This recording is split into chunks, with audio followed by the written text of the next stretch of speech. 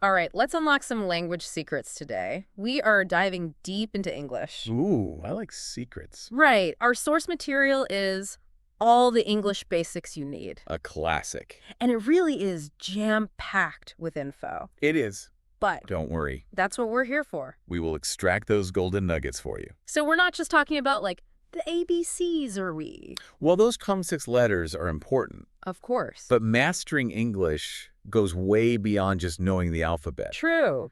It's What makes English tick? pronunciation is often what trips people up. Right. So what I find fascinating about English, Oh, really? because the complex letters can sound completely different depending on the context. Oh. Like the word read. Yeah. You know, it can be pronounced read or read depending on the tense. Oh, that sneaky E combination. Wow. I remember struggling with that one. Yes. So how can we tackle these pronunciation pitfalls? Wow.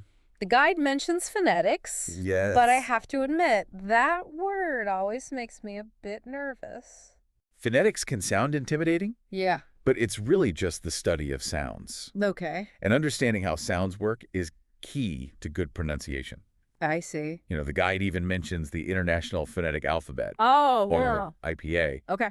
But don't worry, we won't go too deep into that rabbit hole today. Okay, good. Yeah. So aside from tricky multiple sounds for the same letter, what else should we be aware of with pronunciation? Well, one crucial element is understanding the difference between short and long vowel sounds, Okay. like the words cat and cake. Oh, yeah. They both have the letter A, Uh-huh. but the vowel sound is quite different. Right. Cat has a short A sound, while cake has a long A sound. Right. And then there are those double vowel sounds, like in boy or cow. What were those called again? Those are a diphthong. Diphthongs, right? I think it'd be a bit tricky. Yeah. It's like two vowel sounds blending together Oh, okay. to create a unique sound. Wow. And we can't forget about consonants. Oh. Most are straightforward, but some, like C and G, can change sounds depending on the word. Really? Like think cat versus gem. Okay. Yeah, So many variations. It's like a hidden code within the language. it is. The guide also mentions stress and intonation. Uh-huh. Those always seemed a bit mysterious to me. They're both really crucial for conveying meaning Okay. and emotion in spoken English. Right. Stress is about emphasizing certain syllables in a word, I see. like the word present. Okay. If you stress the first syllable, it's a noun. Oh, like a gift. Right. But if you stress the second syllable, it's a verb, Interesting. meaning to give something. It's amazing how much emphasis can change the meaning of a word. So what about intonation? How does that play into it? Intonation is all about the rise and fall of your voice as you speak. Oh, okay. It's how we convey questions, statements, excitement, or even sarcasm. I see. Think about how you'd say, it's raining versus it's raining. Right. The change in intonation completely changes the message. So it's not just what you say, but how you say it. Now, I've always been curious about those pesky silent letters. Mm-hmm. Why are they even there if we don't pronounce them? Silent letters are like little echoes from the past, Oh, remnants of older pronunciations that have evolved over time. like the word night. Exactly. That K used to be pronounced. Yeah. But over the centuries, it fell silent. Right. It's fascinating how language changes and adapts over time. It is. Speaking of confusing sounds, what about those minimal pairs the guide mentions? Oh, yes, minimal pairs. Like ship and sheep. It exactly. can be a real challenge. They can. Differ by just one sound. Right. It's subtle, but it completely changes the word's meaning. It does. Think about pin and bin or rice and lice. Yeah. They're great examples of how even a slight change in pronunciation can make a big difference. Absolutely. So how can we improve our pronunciation and avoid these common pitfalls? Well, The guide offers some helpful tips, right? it does. Like what? Active listening is key. Okay. Pay close attention to how native speakers pronounce words Right. and try to mimic their sounds. I see. And online resources like pronunciation dictionaries and videos can also be extremely helpful. Oh, that's a good idea. Yeah. And don't underestimate the power of recording yourself. Recording yourself. Yes. That sounds a bit scary. It can be eye-opening. But I guess it's a good way to hear what you actually sound like. Exactly. Right. You might be surprised by what you hear. And what about practicing with a native speaker? Of course, if you have the opportunity, they can offer valuable feedback Yeah. and help you fine-tune your pronunciation. It's all about practice and not being afraid to make mistakes. Yes. After all, that's how we learn. Okay, so we've tackled the complexities of pronunciation. Right. But to actually communicate, we need words. We do. Right. Let's move on to the building blocks of language, Okay. vocabulary. You got it. But there's no need to feel overwhelmed by the vastness of the English lexicon, is there? Not at all. Where should we start? The key is to focus on those high-frequency words, the ones you'll use most often in everyday conversation. So instead of trying to memorize the entire dictionary, Right.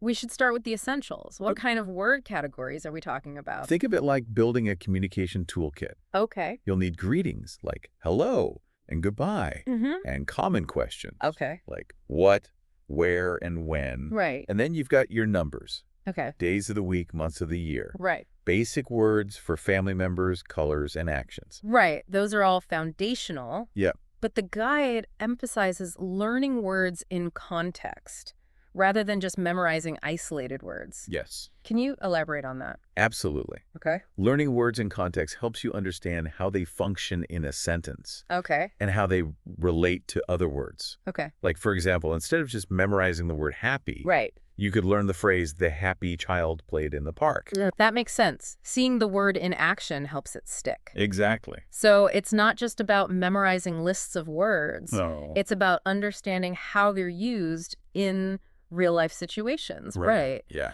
And the more you actively use new words, both in speaking and writing, Yes. the better they'll stick in your memory. Exactly. It's like exercising a muscle. Oh, I like that. The more you use it, Yeah. the stronger it gets. Okay, so we've covered the alphabet, the wild world of pronunciation, and the importance of building a strong vocabulary.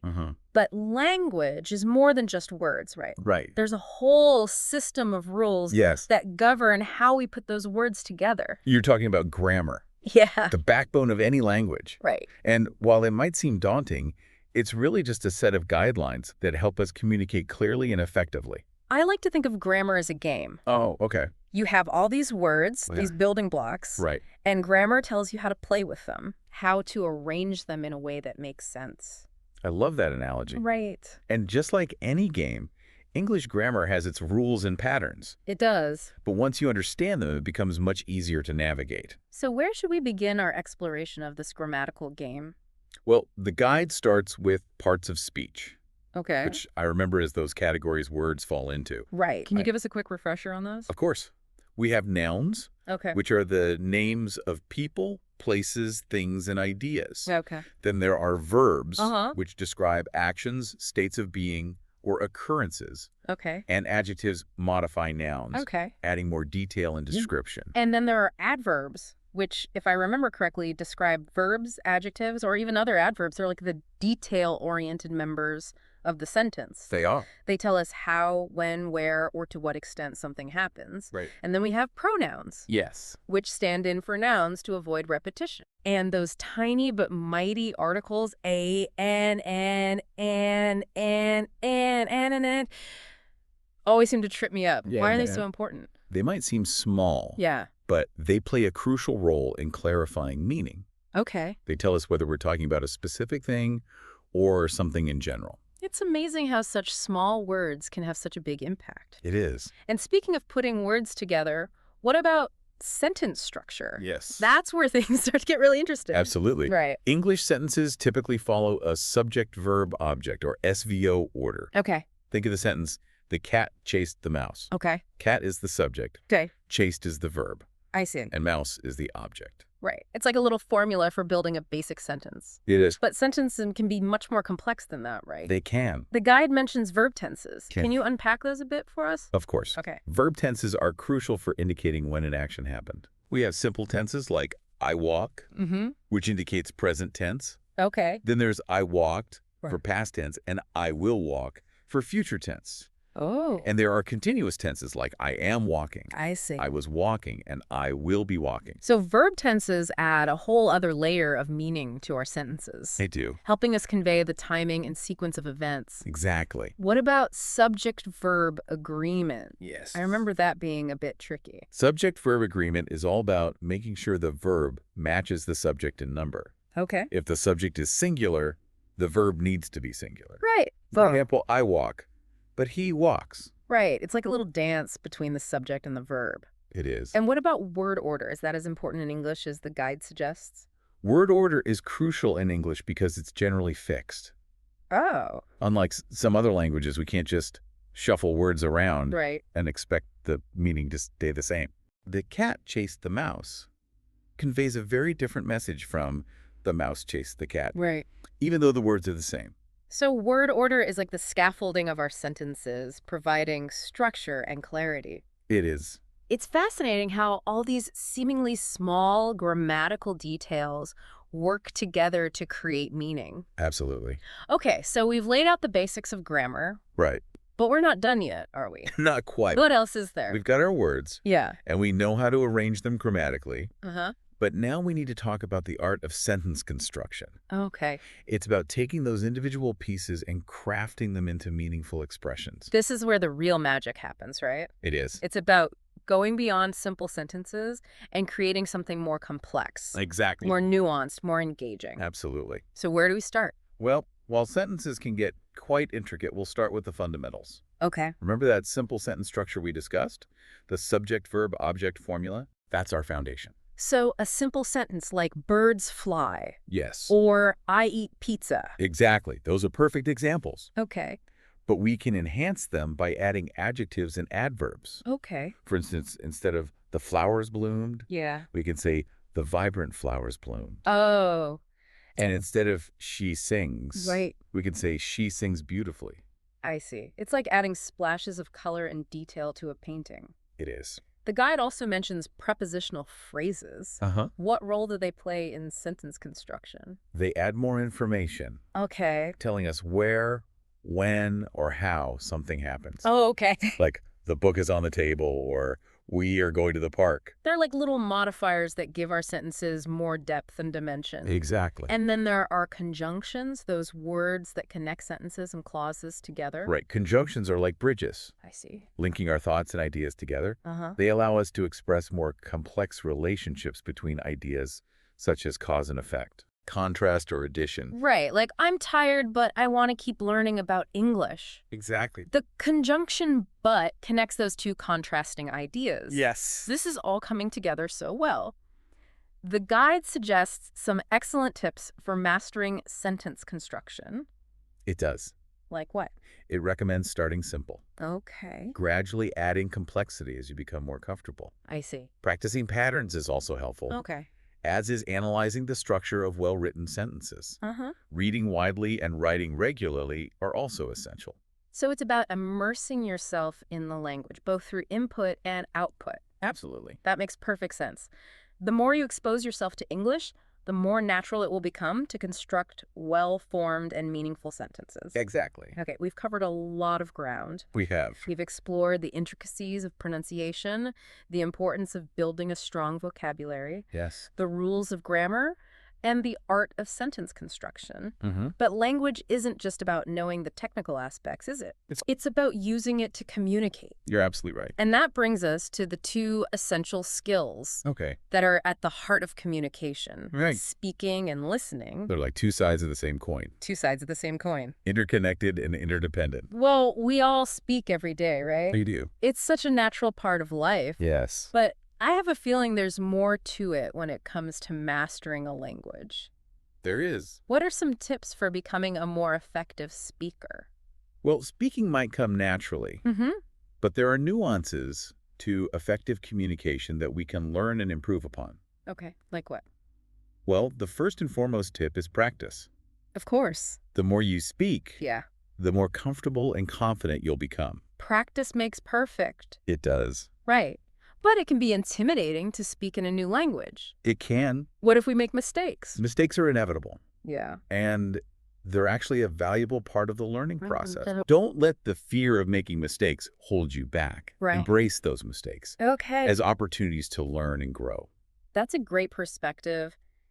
It's about shifting our mindset from fear to curiosity. It is. What else is important when it comes to speaking effectively? Well, focus on your pronunciation. Okay. Make sure you're articulating words clearly and correctly. Right. Start by using simple language Mhm. and speak slowly and clearly. Okay. Don't rush. That makes sense. Yeah. It's better to speak clearly and be understood Right. than to rush through and be misunderstood. Exactly. What about asking questions? Is that an important part of speaking effectively? Absolutely. Okay. Asking questions is a fantastic way to start and maintain conversations. Oh, right. It shows you're engaged and interested, Uh-huh. and it helps you learn more. It's like a two-way street. It is. Right. You're both contributing to the conversation and learning from each other. Exactly. And what about finding a language partner?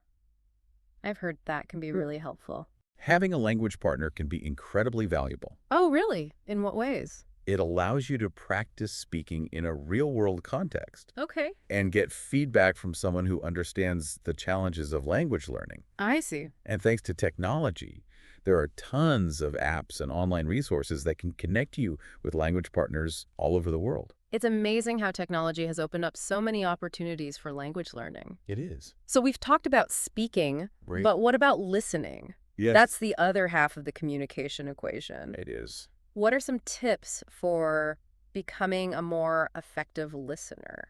Well, active listening is key. Okay. Pay close attention to what the speaker is saying, both verbally and non-verbally. Right. Try to focus on key words and phrases that convey the main idea. It's easy to get distracted, especially when we're listening to a new language. It is. What are some strategies for staying focused? Well, try to anticipate what the speaker might say next. Oh, okay. This helps you stay engaged I and improves your comprehension.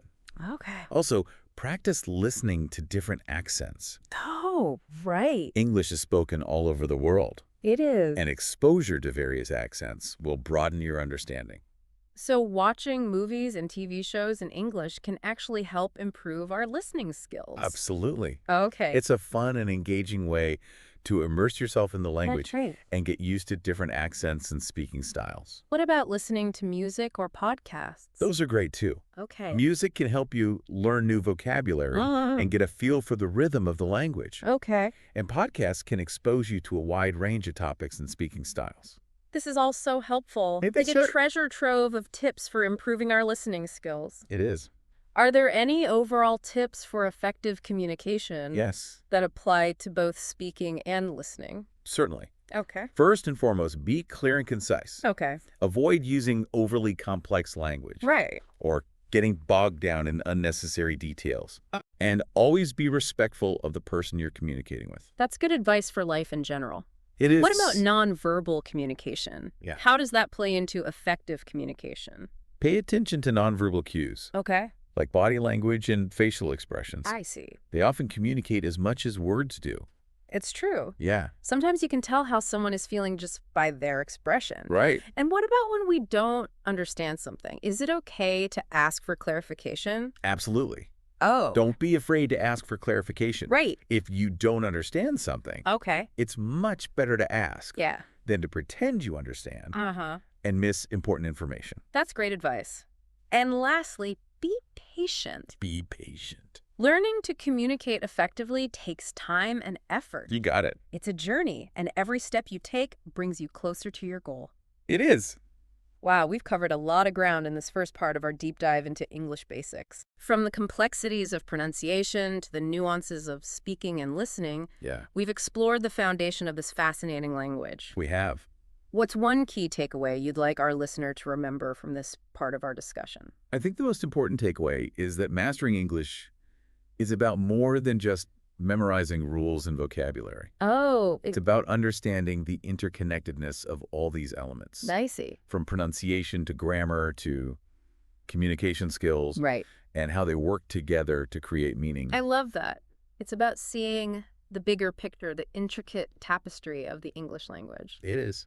But we're not done yet, are we? There's still so much more to explore. There is. Stay tuned for part 2 of our deep dive, Okay. where we'll explore practical applications, common phrases, and valuable resources for continued learning. So it's good. Until then, happy learning. Happy learning. Welcome back to our deep dive into all the English basics you need. I'm ready to keep going. I'm excited to continue our exploration Me too.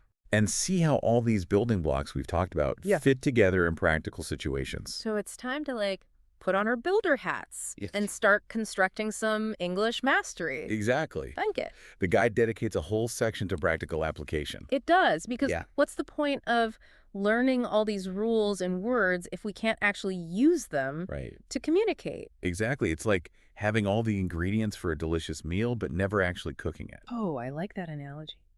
The guide stresses the importance of taking all this newfound knowledge Yeah. and putting it into action in the real world. Let's get cooking. Let's do it.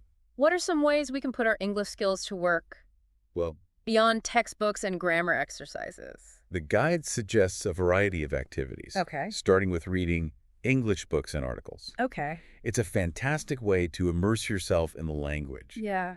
to see those grammar rules and vocabulary words come alive in authentic writing.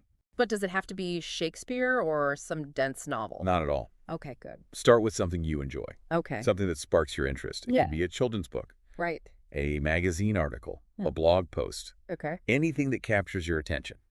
I see. And the key is to read regularly and consistently. Exactly. Make it a habit, a part of your daily routine. The guide also recommends writing. Yes. Things like emails or letters in English. Yes. I can see how that would be helpful Yeah. for work or staying in touch with friends. Exactly. Writing is a fantastic way to practice putting your grammar and vocabulary knowledge into practice. Right. And it doesn't have to be formal or complicated. Okay, good. Even short, informal emails or messages can help you build confidence and fluency. What about for those of us who enjoy more personal, reflective writing? Yeah.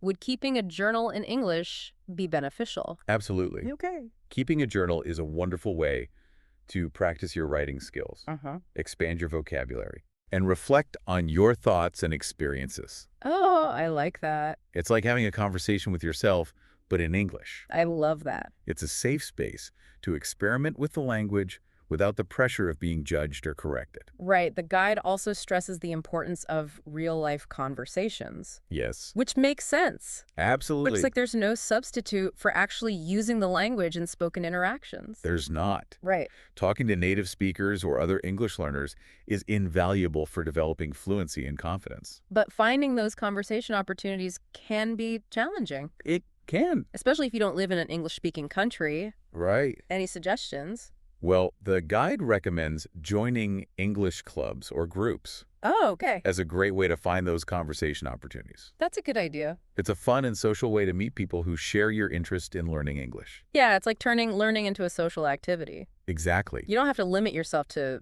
formal settings, though. Yeah. You can find opportunities to use English in your everyday life as well, right? Absolutely. Right. Like how? Even small things Yeah. like reading signs, Uh-huh.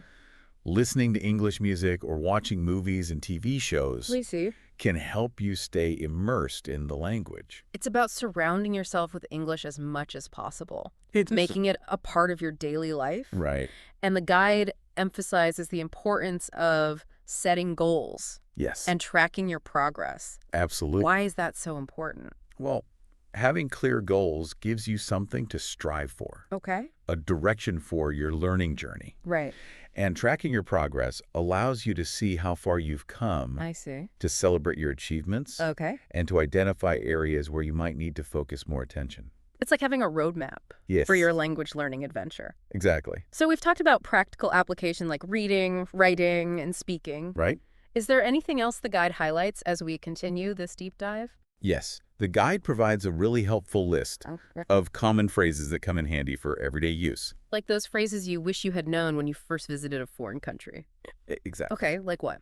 Things like, thank you, you're welcome, please, excuse me, Uh-huh. sorry, how much does this cost? Okay. Those basic phrases that can make navigating daily life so much easier. Those are definitely must-knows. And the guide also includes phrases like, Yeah. can you help me? Yeah. Where is the bathroom? What time is it? How are you? Exactly. It's like a cheat sheet for essential English interactions. It is. And these phrases are relatively easy to learn. Yeah. Even for beginners. Right. Having them at your fingertips can really boost your confidence in those everyday situations. I can already imagine myself using these phrases with confidence on my next trip abroad. Good.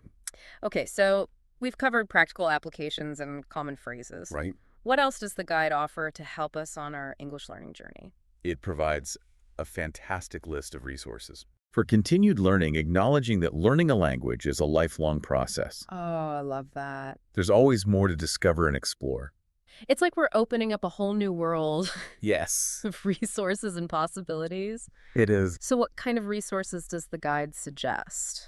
Well, it mentions online language learning platforms Okay. like Duolingo, Babbel, and Rosetta Stone, I've heard of those. which offer structured lessons and interactive exercises. Those can be really helpful for building a solid foundation They can. and getting regular practice. Exactly. What about resources for expanding our vocabulary Yes. and understanding the subtle nuances of meaning? The guide highlights online dictionaries and thesauruses, Okay. Merriam-Webster and Oxford dictionaries. Oh, yeah. I use those all the time. They're essential tools for any language learner. They are. Yeah. They're so helpful for clarifying definitions, Right. exploring synonyms and antonyms, and just generally deepening my understanding of words. What about resources for immersing ourselves in the language, Yeah. experiencing it in a more authentic way? Well, for a more immersive experience, the guide recommends online English learning websites Oh, like cool. BBC Learning English and the British Council. I've heard of those. They offer a wealth of materials, Okay, like what? from grammar explanations to listening exercises to cultural insights. Oh, wow. Yeah, I've heard great things about those sites. they're great. They seem to go beyond just the technical aspects It's- of language Yeah, and delve into the culture and context as well. you do. What about YouTube? And don't underestimate the power of YouTube.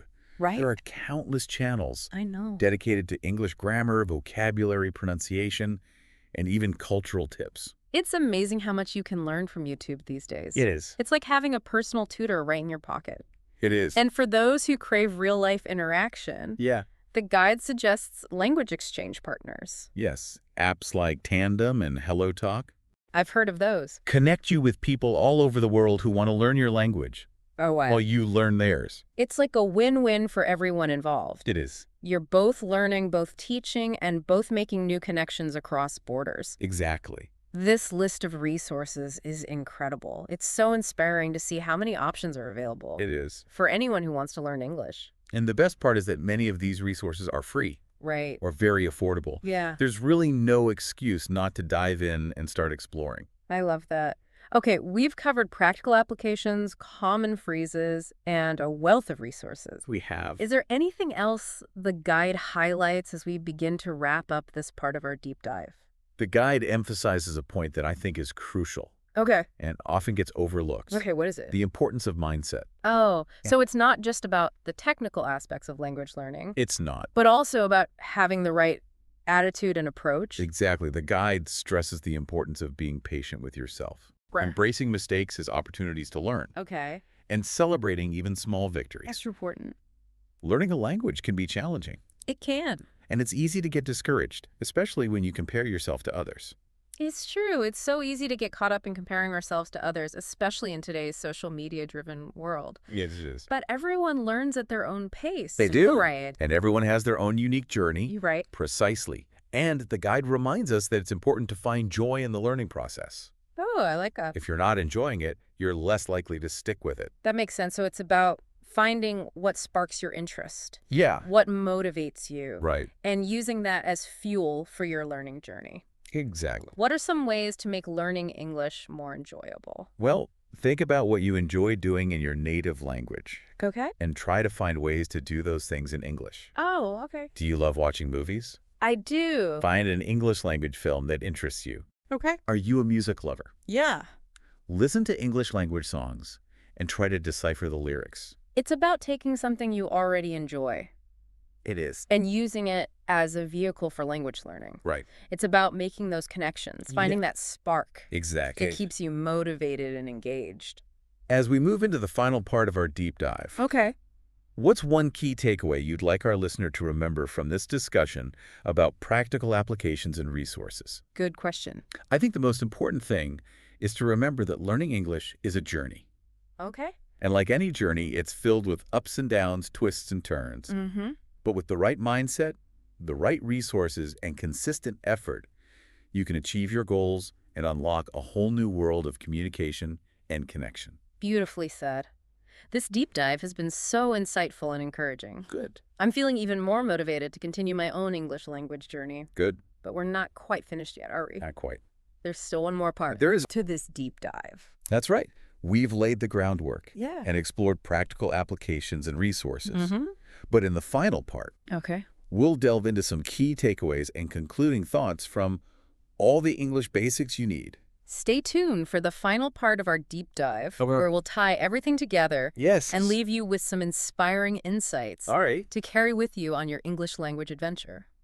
Welcome back to the final part of our deep dive into all the English basics you need. It's hard to believe we're already here. I know, right? We've come so far. We have. We've journeyed through pronunciation, explored vocabulary and grammar, Yeah. and even delved into effective communication. It's been quite a ride. It really has. So, as we wrap up this deep dive into the guide, what are some key takeaways? well, I think it's important to highlight a few things Okay. that will help you continue this journey That's good. with confidence. All right. What nuggets of wisdom does the guide offer as we approach the finish line? Well, it circles back to consistency. Oh, right. We talked about that before. We did, but it's so crucial. It's worth emphasizing again. Okay, why is that? Remember, learning a language isn't a one-time event. All right. It's an ongoing process. It's about making English a habit. It is, Right. rather than a chore. Yeah, so it's like exercise, right? Exactly. You can't just work out once and expect to be in shape forever. Right. What are some ways we can make English a consistent part of our lives? Well, the guide suggests making English a part of your daily routine, Oh, even yeah. if it's just for a few minutes each day. So like the little pockets of time Yes. that we all have throughout the day. Exactly, like your commute, your lunch break, Yeah. or even those few minutes before bed. Okay, what could we do during those times? You could listen to an English podcast, Okay. read a news article, or even just review a few vocabulary words. It's about finding those opportunities to immerse yourself in the language, It is. to keep those English muscles flexed and active. Yes. And it's about being patient. Oh, right. Patience is key. It is. Because as much as we'd love to become fluent overnight, Yeah, language learning takes time and effort. it does. It's a marathon, not a sprint. I like that.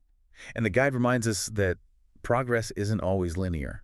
That's true. There will be days when you feel like you're making leaps and bounds. Yeah. And there will be days when you feel stuck. But the key is to keep going, Yes. right? To trust the process. Exactly. And to celebrate every milestone along the way. Absolutely. And to embrace those mistakes, right? Embrace those mistakes. Because mistakes are just opportunities to learn and grow. They are. The guide encourages us to shift our perspective on mistakes. Oh, okay. Instead of seeing them as setbacks, Yeah, view them as valuable feedback. I see. Each mistake is a chance to learn something new, Right. to refine our understanding, and to get one step closer to fluency. It's about letting go of that fear It is. of making mistakes, that perfectionism that can sometimes hold us back.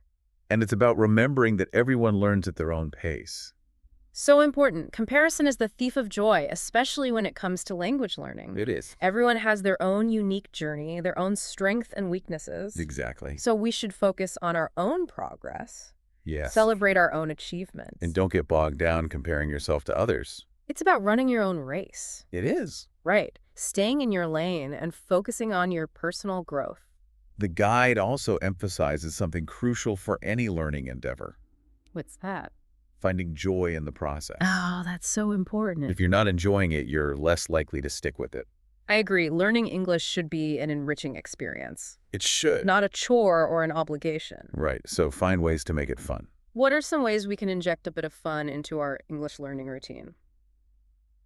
Think about what you enjoy doing in your native language Okay. and try to find ways to do those things in English. Okay, I like that. Do you love watching movies? No. Yeah. Find an English language film Okay. that interests you. Are you a music lover? I am. Me too. Listen to English language songs and try to decipher the lyrics. It's about taking something you already enjoy Exactly. and using it as a vehicle for language learning. It is. So, as we wrap up, what final thought does the guide leave us with? Well, it reminds us that learning English opens up a whole new world of possibilities. Oh, I like that. Tell me more. What kind of possibilities? Think about it. Learning English allows you to connect with people from different cultures, Yeah? to understand their perspectives, Okay. share your own stories and experiences. So it's more than just learning a language. It is. It's about expanding your horizons, Right. breaking down barriers, and connecting with the world in a deeper way. Exactly.